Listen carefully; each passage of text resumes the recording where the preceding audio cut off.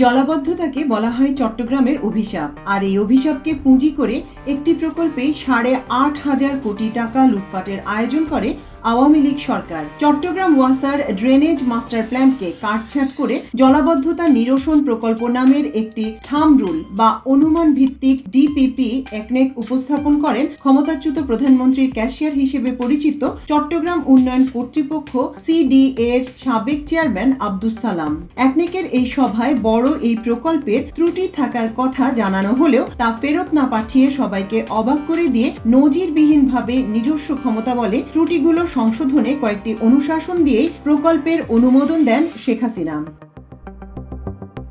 শুরুতে 3 বছর মেয়াদী প্রকল্পের ব্যয় 5,616 কোটি 50 লাখ টাকা ধরা হয়। তবে দফায় দফায় সময় ও ব্যয় বাড়িয়ে 7 বছর পর করা হয়েছে 8,629 কোটি টাকা। শতভাগ কাজ শেষ হওয়ার পর প্রকল্প ব্যয় 10,000 কোটি টাকা ছাড়িয়ে যাওয়ার আশঙ্কা করছেন সংশ্লিষ্টরা। প্রকল্প বাস্তবায়নকারী প্রতিষ্ঠান সিডিএ বলছে 7 বছরে খাতা কলমে 75% কাজ শেষ হয়েছে, কিন্তু 1% সুফল পায়নি সাধারণ মানুষ। এখনো প্রতি বছর আকাশে মেঘ দেখলেই আতঙ্কে থাকেন নগরবাসী। সামান্য বৃষ্টি ছাড়াও বর্ষা মৌসুমে অমাবস্যা পূর্ণিমার ভরা জোয়ারে নিয়ম করে পানিতে তলিয়ে যায় বন্দরনগরী। নির্ধারিত মেয়াদের 3 গুণ সময় ও প্রথম পর্যায়ের বরাদ্দের চেয়ে বেশি টাকা খরচ করেও প্রকল্প বাস্তবায়নকারী প্রতিষ্ঠান সিডিএ বলছে সাধারণ মানুষ খালে ময়লা ফেলা বন্ধ না করলে প্রকল্পের সুফল পাওয়া সম্ভব নয়। 2020 সালের জুনে শেষ করার লক্ষ্য নিয়ে 5,616 কোটি টাকার প্রকল্পটি জাতীয় অর্থনৈতিক পরিষদে অনুমোদন করে 2017 সালের আগস্টে, আদর করে যার নাম দেওয়া হয় প্রধানমন্ত্রীর অগ্রাধিকারপ্রাপ্ত চট্টগ্রামের জলাবদ্ধতা নিরসন প্রকল্প। প্রকল্পের মধ্যে রয়েছে 36টি খাল সংস্কার, ড্রেনেজ লাইন নির্মাণ, গার্ডার ব্রিজ, কালভার্ট, বৃষ্টির পানি সংরক্ষণের জন্য জলাধার ও জোয়ারের পানি নগরে প্রবেশ ঠেকাতে স্লুইস গেট নির্মাণ। 2020 সালে শেষ হওয়ার কথা থাকলেও নির্ধারিত সময় 30% শেষ করতে পারেনি সিডিএ। 2021 সালে সেপ্টেম্বরে প্রকল্প ব্যয় 1 লাফে দ্বিগুণ বাড়িয়ে 10,420 কোটি টাকা ধরে সংশোধিত প্রস্তাবিত ডিপিপি উপস্থাপন করে প্রতিষ্ঠানটি। 1 লাফে দ্বিগুণ ব্যয় বাড়ানোর যৌক্তিকতা নির্ণয়ে গৃহায়ন ও গণপূর্ত মন্ত্রণালয়ের একটি তথাকথিত কমিটি তা কমিয়ে 8,629 কোটি টাকা নির্ধারণ করে। পূর্ত মন্ত্রণালয়ের এই বরাদ্দ কমানোর প্রক্রিয়াকে আইওয়াশ বলে অভিহিত করেন সংশ্লিষ্টরা। সবশেষ 3 দফায় প্রকল্পের মেয়াদ বাড়িয়ে 2016 সালের জুনে শেষ করার গল্প শোনাচ্ছে সিডিএ। বহুকাল ধরে জলাবদ্ধতা ও ড্রেনেজ ব্যবস্থা রক্ষণাবেক্ষণের কাজ করে চট্টগ্রাম সিটি কর্পোরেশন, কিন্তু যে কোনো প্রকল্প করতে গেলে মোট টাকার 25% ম্যাচিং ফান্ড হিসেবে কর্পোরেশনকে যোগান দেওয়ার নিয়ম রয়েছে। আর এ কারণে এত বড় প্রকল্প নিতে ধীরে চলো নীতি অনুসরণ করে প্রতিষ্ঠানটি। এদিকে 2014 সালে সাজানো নির্বাচনের পর থেকেই বড় এই প্রকল্প বাস্তবায়নে আগ্রহী হয়ে ওঠেন শেখ হাসিনা। তার আগ্রহের কথা জানতে পেরে আলাদা আলাদা প্রজেক্ট প্রোফাইল রেডি করে পানি উন্নয়ন বোর্ড ও চট্টগ্রাম ওয়াসা। পানি উন্নয়ন বোর্ডের মাস্টার প্ল্যানে একদিকে কর্ণফুলী নদী, অন্যদিকে বঙ্গোপসাগর আর শেষে হালদা নদীকে বেস ধরে পরিকল্পনা সাজায় তারা। আর নগরীর 57টি খাল ধরে ড্রেনেজ মাস্টার প্ল্যান নামে আলাদা প্রকল্প তৈরি করে চট্টগ্রাম ওয়াসা। এর মধ্যে ওয়াসার প্রকল্প পানি উন্নয়ন বোর্ডের চেয়ে কিছুটা ছোট আর সহজ হওয়ায় এই প্রকল্পটি গুরুত্ব পায়। ওয়াসা তাদের প্রকল্পে সম্ভাবনা যুক্ত করতে প্ল্যানের copy CDA, city corporation, BUET, CUET, Chattogram বন্দর ও চট্টগ্রাম বিশ্ববিদ্যালয়ের কাছেও কপি পাঠায়। এরই মাঝে মন্ত্রণালয়ের অনুরোধে নিজেরা প্রকল্প বাস্তবায়ন করার প্রক্রিয়া থেকে সরে এসে মাস্টার প্ল্যানটি সিটি কর্পোরেশনকে হস্তান্তর করে ওয়াসা।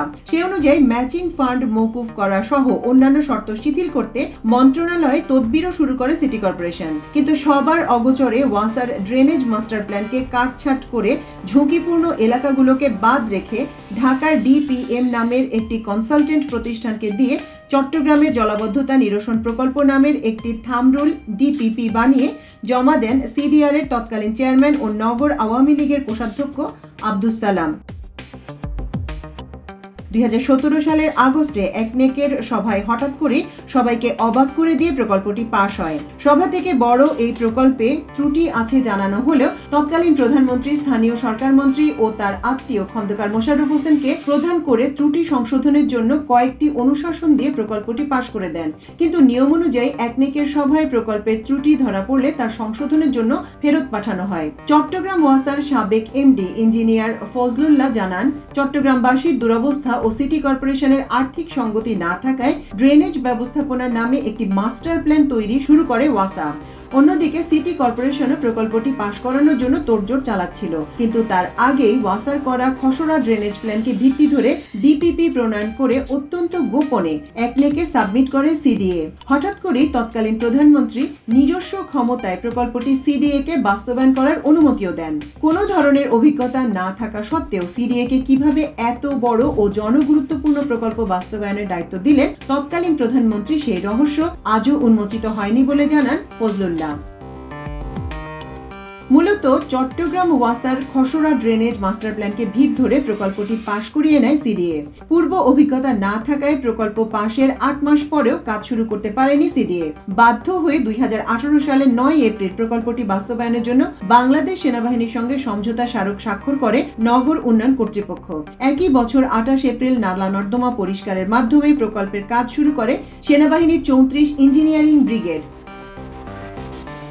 1995 সালে মাস্টার প্ল্যানকে উপেক্ষা করে নেওয়া প্রকল্পে যথাযথ পরিকল্পনাও ছিল না, আর এই কারণে খাতা কলমে 76% কাজ শেষ হলেও সুফল পাচ্ছে না নগরবাসী। সুশাসনের জন্য নাগরিক সুজনের চট্টগ্রাম জেলা সম্পাদক অ্যাডভোকেট আক্তার কবির চৌধুরী জানান, বড় এই প্রকল্প বাগিয়ে নিতে সিডিএ, সিটি কর্পোরেশন ও ওয়াসা 3টি প্রতিষ্ঠানই আগ্রহী। এর মধ্যে আন্ডার টেবিল ডিলিংসে এগিয়ে যায় সিডিএ। 3টি প্রতিষ্ঠানের কর্ণধাররা ওই সময়ের সরকারের আস্থাভাজন থাকায় কাজ বাগিয়ে নিতে অসুস্থ প্রতিযোগিতায় লিপ্ত হয় রাষ্ট্রায়ত্ত প্রতিষ্ঠানগুলো। অনেকটা চুপি সারে তড়িঘড়ি করে নেওয়া প্রকল্পতে বিশেষজ্ঞের মতামত ছিল না। সম্ভাব্যতা যাচাই না করায় প্রকল্পের কাজ শুরুর পর একাধিকবার ঘষামাজা করতে হয়েছে নকশায়। ফলে প্রকল্পের ব্যয় বেড়েছে কমপক্ষে 54%। সক্ষমতা ও অভিজ্ঞতা না থাকার পরও সিডিএ কে দিয়ে প্রকল্প বাস্তবায়ন করানোর ফলে পদে পদে জটিলতা দেখা দিয়েছে। নগর পরিকল্পনাবিদ প্রকৌশলী দেলোয়ার মজুমদার জানান, 1995 সালে মাস্টার প্ল্যানে চট্টগ্রামে শতাধিক খালের অস্তিত্ব ছিল। এর বাইরে বাকুলিয়া, অনন্যা, হালিশহর সহ বেশ কিছু এলাকায় মোট 22টি রিটেনশন পন্ড বা বড় আকারের জলাধার তৈরির কথা ছিল। সবচেয়ে ছোট জলাধারের আয়তন প্রস্তাব করা হয়েছিল 2 হেক্টর, আর বড় আকারের জলাধার 10 হেক্টর জুড়ে করার কথা ছিল। বৃষ্টির পানি এসব জলাধারে ধারণ করার পরিকল্পনা ছিল। তবে ওয়াসার কথিত মাস্টার প্ল্যানে ছোট আকারেরও কয়েকটি নামকা ওয়াস্তে জলাধার থাকলেও শুরুতেই অর্ধেক খাল বাদ দেওয়া হয়েছে। প্রকল্পটি হাতিয়ে নেওয়ার পর সিডিএ তার থেকে আরো 21টি খালকে বাদ দিয়ে মাত্র 36টি খালের উপর প্রকল্প বাস্তবায়নের কাজ শুরু করেছে। শতভাগ এলাকা টার্গেট করে কাজ করলেও ফলাফল 80%-এর উপর পাওয়া যায় না। সেখানে মাত্র 30%-এর কিছু বেশি টার্গেট করে কাজ করা হচ্ছে, তাই সুফল পাওয়ার সম্ভাবনা একেবারেই ক্ষীণ। চট্টগ্রাম ওয়াসার প্রণয়ন করা ড্রেনেজ মাস্টার প্ল্যানে 57টি খালের সংস্কারের কথা স্বীকার করেছে, কিন্তু সিডিএ ডিপিপিতে 36টি খাল বাছাই করা হয়েছে। এসব খালগুলো হলো চাকতাই খাল, মহেশ খাল, হিজরা খাল, নোয়া খাল, রামপুর খাল, ডোম খাল, মির্জা খাল, নাসির খাল, রাজাখালী খাল 1, রাজাখালী খাল 2, রাজাখালী খাল 3, চাকতাই ডাইভারসেশন খাল, মহেশখালী খাল, বীরজা খাল, বাকুলিয়া খাল, মরিয়ম বিবি খাল, জামাল খান খাল, ফিরিঙ্গি বাজার খাল, কলাবাগিচা খাল, সদরঘাট 1, সদরঘাট খাল 2, বামনশাহী খাল, বদরখালী খাল, শীতল ঝর্ণা খাল, ত্রিপুরা খাল, নয়ারহাট খাল, মোঘলটুলি খাল, গুপ্তা খাল, রুবি সিমেন্ট ফ্যাক্টরি খাল, উত্তরা খাল, খন্দকিয়া খাল, টেকপাড়া খাল, আজব বাহার খাল, গয়নাছড়া, চশমা খাল ও 15 নং ঘাট বিমানবন্দর খাল। প্রকল্প বাস্তবায়নকারী প্রতিষ্ঠান সিডিএ তখনকার চেয়ারম্যান আব্দুস সালাম দাবি করেছিলেন, জলাবদ্ধতা প্রবণ এলাকাগুলোকে টার্গেট করে ওইসব এলাকার খালগুলোকেই প্রকল্পে বাছাই করা হয়েছে। কিন্তু সিডিএ এর প্রকল্প সংশ্লিষ্ট একজন ঊর্ধ্বতন কর্মকর্তার নাম প্রকাশ না করার শর্তে আমার দেশকে জানান, সাবেক চেয়ারম্যান আব্দুস সালাম আওয়ামী লীগের রাজনীতির সঙ্গে সংশ্লিষ্ট থাকলেও আওয়ামী লীগের তৎকালীন সাধারণ সম্পাদক ও সিটি মেয়র আ.জ.ম নাসির সহ প্রভাবশালী নেতাদের সঙ্গে দূরত্ব ছিল, তাই ওইসব নেতার আধিপত্য সম্পন্ন এলাকাগুলোকে বাদ রাখা হয়েছে। এছাড়া বড় কোনো প্রতিষ্ঠান যেমন চট্টগ্রাম বন্দর সংলগ্ন বিশাল এলাকার মধ্যে শুধু মহেশখাল ছাড়া অন্য কোনো বড় বা সেকেন্ডারি খালগুলোকেও প্রকল্পের আওতায় রাখা হয়নি, কারণ জমি অধিগ্রহণ সহ নানা কারণে বন্দরের সঙ্গে বিরোধে জড়ানোর আশঙ্কাকে মাথায় রেখেছিলেন সিডিএ চেয়ারম্যান। অর্থাৎ জলাবদ্ধতা নিরসনের চেয়ে যেনতেনভাবে প্রকল্প সম্পন্ন করার টার্গেট নিয়ে প্রকল্পের পরিকল্পনা করা হয়েছে। বৃষ্টি ছাড়াও জোয়ারের পানি নগরে প্রবেশ করা স্বাভাবিক ঘটনা, তাই শুধু বৃষ্টির পানিতে সৃষ্ট জলাবদ্ধতাই নয়, জোয়ারের পানি আটকাতে প্রকল্পটির আওতায় সব খালের মুখে টাইডাল রেগুলেটর স্থাপনের সিদ্ধান্ত নেওয়া হয়। 2021 সাল থেকে গত 4 বছরে কোনো ধরনের নিরাপত্তা বেষ্টনী ছাড়া চলমান জলাবদ্ধতা নিরসন প্রকল্পের কারণে অন্তত 9 জনের মৃত্যু হয়েছে। এর ওপর নতুন ঝুঁকি হিসেবে যুক্ত হয়েছে সিল ট্র্যাপ নামে নতুন ফাঁদ। বৃষ্টির পানির সঙ্গে নেমে আসা পাহাড়ি বালি ও পলি ঠেকাতে 27টি বড় খালের নির্দিষ্ট পয়েন্ট 21 থেকে 24 ফুট গভীরতার 20 থেকে 25 ফুট করে লম্বা ও চওড়া গর্ত করে রাখা হয়েছে। নিরাপত্তা বেষ্টনী না থাকায় বর্ষা মৌসুমে এসব সিল ট্র্যাপ আরও বেশি ঝুঁকিপূর্ণ হয়ে ওঠে। স্থানীয় বাসিন্দারা জানান, নালাগুলো অরক্ষিত থাকায় বৃষ্টি হলে কিংবা জোয়ারের পানি ঢুকে রাস্তাগুলো পানিতে তলিয়ে নালা নর্দমার সঙ্গে একাকার হয়ে যায়। এ সময় চলাচল করতে গিয়ে সেগুলো চোখে না পড়ায় সেখানে পড়ে মৃত্যু হচ্ছে নগরবাসীর। বৃষ্টির সময় নগরীর অন্তত 70% এলাকা পানিতে ডুবে থাকায় সময় মতো উদ্ধারকারী দলও পৌঁছাতে পারে না ঘটনাস্থলে। খালের গভীরতা না বাড়িয়ে দিয়ে ক্রমাগত স্থান ভেদে সড়ক ও কালভার্টের উচ্চতা বাড়ানো হয়েছে 5 থেকে 8 ফুট পর্যন্ত। এতে করে চট্টগ্রামের বেশিরভাগ আবাসিক এলাকার ঘরবাড়ি নিচতলার রাস্তার নিচে চলে গেছে, তাই বর্ষার পানি ঢুকে পড়ছে হরহামেশা। রাস্তা ও নালার উচ্চতা বেড়ে যাওয়ার কারণে এলাকাগুলো জলমগ্ন হয়ে থাকে দীর্ঘ সময় পর্যন্ত। তাই পরিবারের সদস্যদের মধ্যে সম্পদ বন্টন নিয়ে সারা বছর চলে পারিবারিক দ্বন্দ্ব। পরিকল্পিত চট্টগ্রাম ফোরামের সভাপতি ইস্ট ডেল্টা ইউনিভার্সিটির সাবেক উপাচার্য মোহাম্মদ সিকান্দার খান জানান, সেনাবাহিনীকে ডেকে কাজের ড্রয়িং ডিজাইন ধরিয়ে দিয়েছে, তারা সে কাজটুকু করেছে।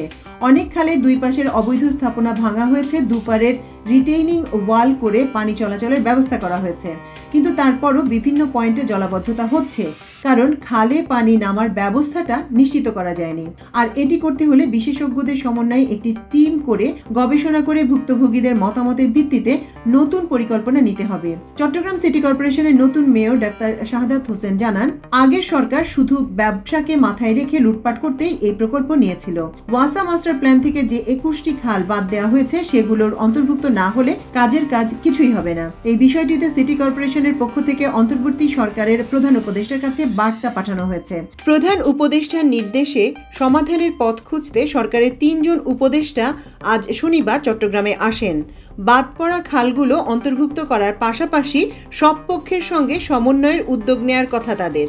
এটা কার্যকর করা গেলে সুফল পাওয়া যাবে বলেও জানান তিনি। সিডিএর চেয়ারম্যান প্রকৌশলী নুরুল কবির জানান, জলাবদ্ধতা নিরসনের দায়িত্ব সিডিএর নয়। বিগত সরকার যে কোনো কারণে এই প্রকল্পের কাজ সিডিএকে দিয়েছে। সিডিএ এই কাজ নিয়েছে কেন, সে বিষয়টি একটি বড় রহস্য। অন্তর্বর্তী সরকার চট্টগ্রামে জলাবদ্ধতা নিরসনে আগ্রহী, তাই বাদ পড়া 21টি খাল নিয়ে নতুন প্রকল্প তৈরি করার আগ্রহ আছে সরকারের, কিন্তু সিডিএর আর এমন প্রকল্প নিতে আগ্রহী নয় বলে জানান তিনি। তবে যতটুকু কাজ হয়েছে তার সবটুকুই কাজে লাগানো গেলে প্রকল্পের সুফল আসবে। প্রতিষ্ঠানটির প্রধান প্রকৌশলী হাসান বিন শামস জানান, প্রতিদিন 32 লাখ টন ময়লা উৎপাদন হয় নগরীতে। এর মধ্যে 10 লাখ টন সিটি কর্পোরেশন সংগ্রহ করে, বাকি প্রায় 22 লাখ টন ময়লা নর্দমা হয়ে খালে পড়ে। ময়লা ফেলা বন্ধ না করতে পারলে লাখ কোটি টাকা বিনিয়োগ করেও কোনো লাভ হবে না।